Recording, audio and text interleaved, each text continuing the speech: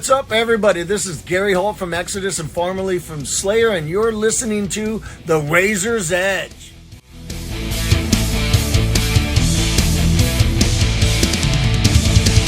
Welcome back to The Razor's Edge. My name is Chris, and I'm thrilled to be chatting with Evan from the legendary Biohazard. Thank you so much for joining me today, buddy. How are we doing? We're doing well, man. We're down here in the beach in Mexico where I live. And I'm, excited to be promoting a new Biohazard album and talking to people who are excited about promoting the new fucking Biohazard album. And as we say in, 3 or 4 of the songs, let's fucking go. Hell yeah. So as you've already just mentioned there, it's hard not to immediately jump into this upcoming release is kind of a huge deal. It's your new album, Divided We Fall. It drops on the 17th of October in just a couple of days' time. It's not only the first Biohazard album in over a decade, it's also the reuniting of the classic lineup for it. So lots of special moments for sure. So let's take this one step at a time. You guys reunited back in 2022. You've done a few shows since then, and now we've finally got a new album. A few shows is about 200. Just keeping it's very funny. It's very funny because it seems like that. If you live in one place, if you live in England, you might have seen us once or twice, right?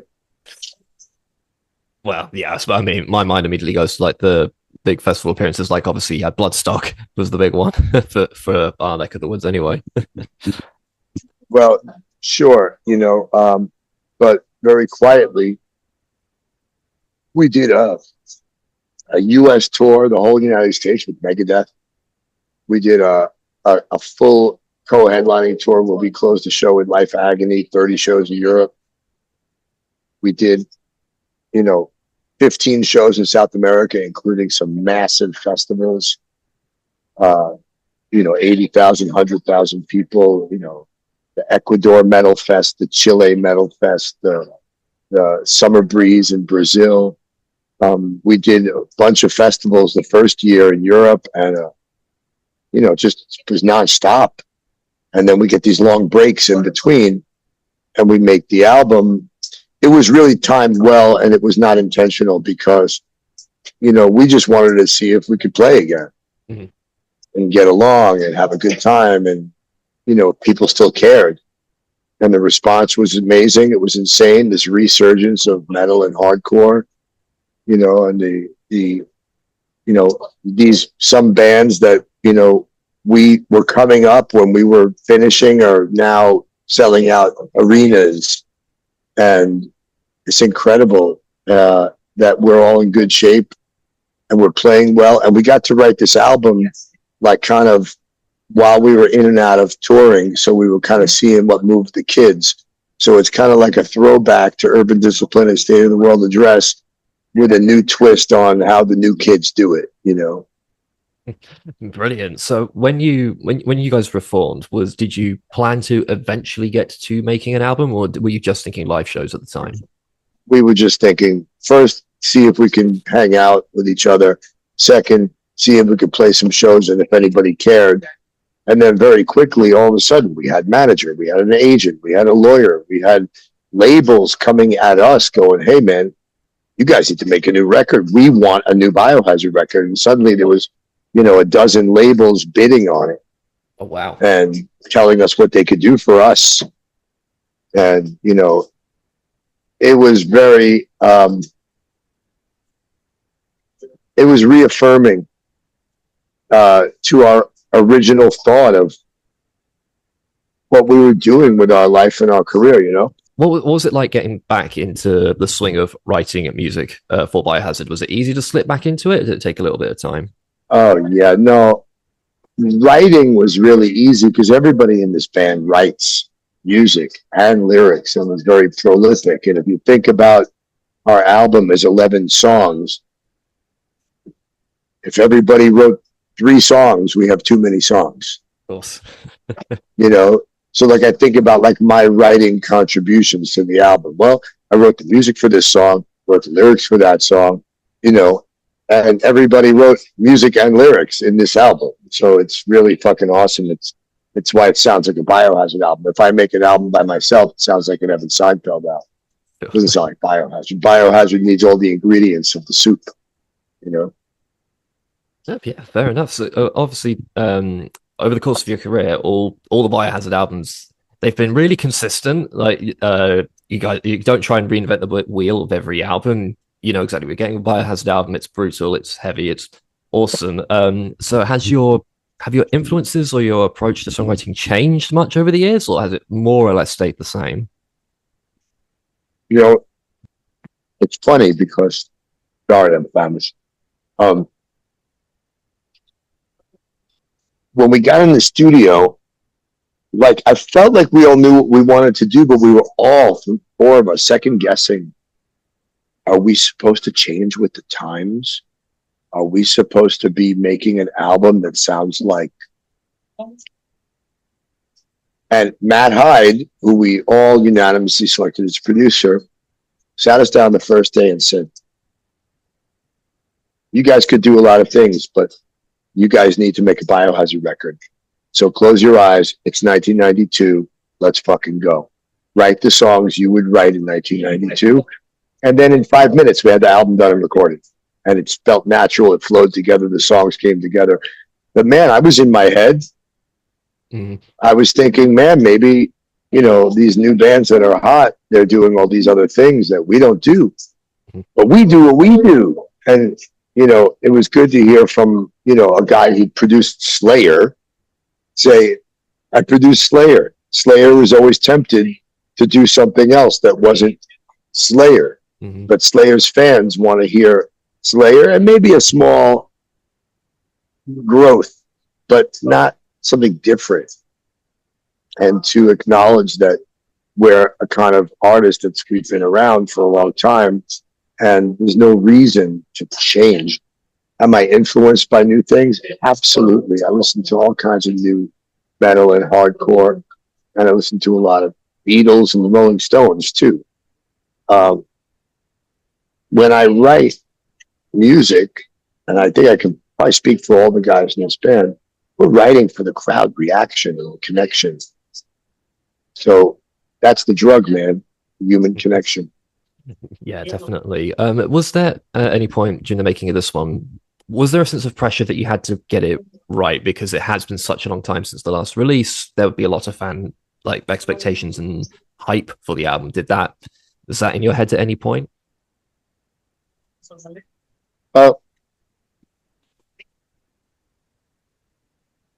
I think if you really worry about the criticism, you alter your art. You know what I mean? And I think we just wanted people to get what we thought was a good Biohazard album. If they don't like it after that, fuck them. You know, we think it's good, then we're happy with it. You know, when you're an any type of artist, you got to please yourself first. You know, you can't write a song for the record company. What's that going to do for you?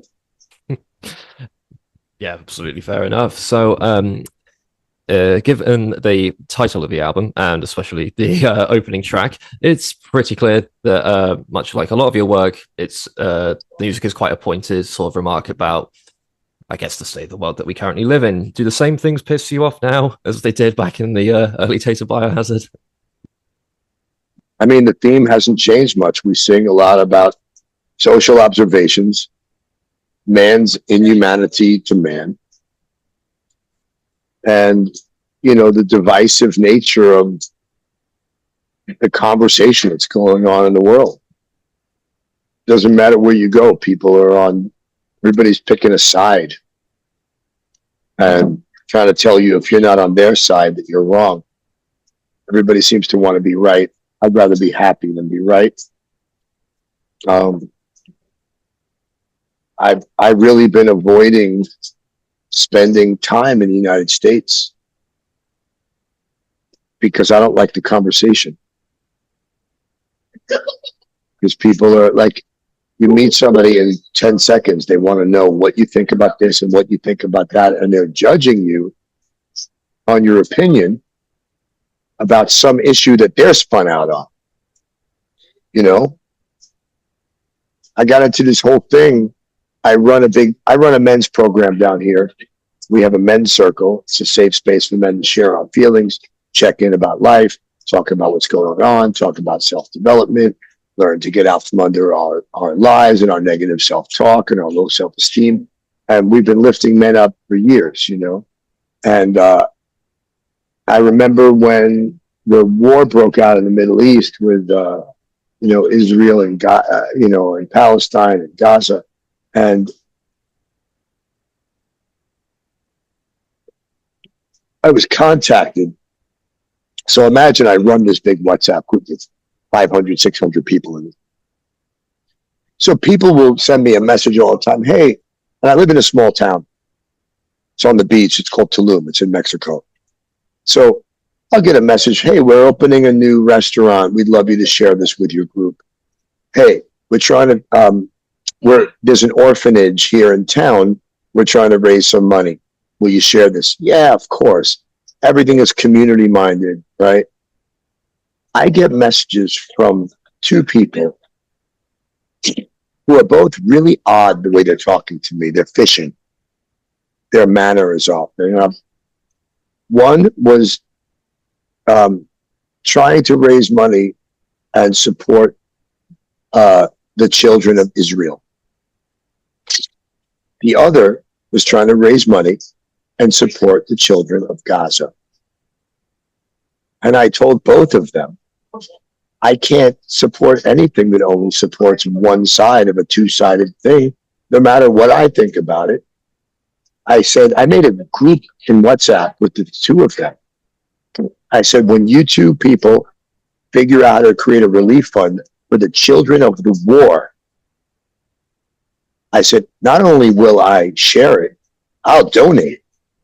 And I'll call people to donate because you'll be doing something that isn't perpetuating more war. Because when you're supporting the victimized children of one side, you're saying these children are more important than the other children. And you're saying what side you're on. And you know what, motherfucker, I don't give a fuck what side you're on. The song says, don't tell me who's left and don't tell me who's right. Because the system that's in place, the powers that be, the governments, the elite, 1/10 of 1% of the people who control the money in this world, they'd love to see us just arguing over things that we have no control over. But this creates a really negative mindset. And this is like the general tone in the United States. Everybody's got a fucking agenda that they don't. It seems like the world is so affected by things outside of our control, and we let it control us. Mike Tyson always says, when you let somebody make you mad, you make that person your master. You're a slave to that person. And when you say, I remember I used to own a pizzeria, and there was a guy who was one of my partners. And like sometimes you don't really know about people, about how they are. I remember the day before we opened our pizzeria in Los Angeles, and this was like, there was over $1 million invested. We spent 2 years working our fucking building and building a kitchen and getting permits and honing in recipes and hiring people and creating logo. It was such a fucking process, right? I remember the day before the thing, we were like supposed to have like a dry run. And the guy who was the chef, his name is Adam. If he's reading this, I hope he understands that I thought it was bizarre then, and I would think it was bizarre today. Takes off he's the chef. He's the chef. We're opening tomorrow morning. Takes off his apron and puts on his jacket, says, well, I'll be back. I'll be back tonight around 8. And then we'll open. And I'm like, it's noon. What are you talking about? You'll be back at 8. He's like, what are you talking about? I'm going to the protest. And I'm like, what protest are you going to? This is like 2017 or something, or 18. He goes, what the fuck are you talking about? I'm going to protest the president. And I go, hold on a second. You're protesting in Los Angeles with thousands of other people that you're unhappy with our electoral system, with the outcome of an election, with who the president is. He goes, yeah, I can't live in a world where Donald Trump is the president. Me, I don't vote. I don't have an opinion on politics. I don't want to know, right? And I was like, you realize you're saying that the president who was just elected a few days ago, who you're clearly against, him being the president for the next 4 years is going to cause you to not be able to live in this world? Are those your words? I was like, wow, if I let things outside of my control affect my ability to feel like I can live in this world, wow, would I be a weak person? Would I be a person that was looking in the wrong direction? And instead of, like, he was shaming me for not being on his side. And I'm like, hey, bro, I'm not against your side. I'm not for your side. I don't think there needs to be sides. That's why we had an election. You don't like the outcome, so you're having a tantrum. I was like, if you can't live in this country, like you said 100 times, have the fucking balls to do what you say you're going to do. Pick up and move to another country. But they don't. They want to complain. People think it's their identity and their personality. Oh, this is what I bitch about. You know? I just read, you know, we've been getting fucking tons of reviews on the album, and they're all fucking favorable. I haven't read a bad one. And this morning I read a review from some snarky guy who's like clearly like a keyboard ninja and a hater, and like gives the album a 9 out of 11, but has to make some remarks that kind of like knock down and like take little shots, trying to make himself sound clever. Like, check it out, bro. It's not cool to be negative. Like, if you got nothing nice to say, say nothing. Because you're the asshole. You know? There's things you don't like. He said a couple of things about the album that would make me think he'd give it a 4 out of 11 or a 3 out of 11. Like, I'm almost like, yo, man, I don't want a 9 out of 11 from you because you said some shitty things about songs, about our singing, about our lyric. Like, either you like it or you don't. But don't feel like people think it makes them cool to talk shit about other things. Yeah. We're moving towards a collective consciousness and a mindfulness, and the new thought leaders in this world are pushing positivity, and you're going to see a major shift in the world soon. Little by little, it's happening. You know, less people are drinking, more people are working out. Less people on Instagram are making fun of other people and trying to inspire other people, you know, and yet there's this divided thing, man. And, you know, if Biohazard could just say one positive thing here, let's focus on our similarities, not our differences. We'd have plenty to talk about, and it would all be love. But when you're not spreading love, you're spreading hate. And, you know, look at the state of the world. State of the world address again. Mm-hmm. Amazing. I mean, I could listen to you talk about stuff all day, man, but we've got to keep this one short and sweet. So I'll just quickly wrap up. So thank you so much for joining me today, Evan. It's been an absolute pleasure to chat with you. For everyone watching, please go check out Divided We Fall. It'll probably be out by the time you watch this. So, and it is absolutely incredible. So make sure you go do that. It's absolute carnage. You're going to love it. Thank you so much again, Evan, for joining me. Thank you all for watching. I've been Chris with The Razor's Edge, and we'll see you in the next one.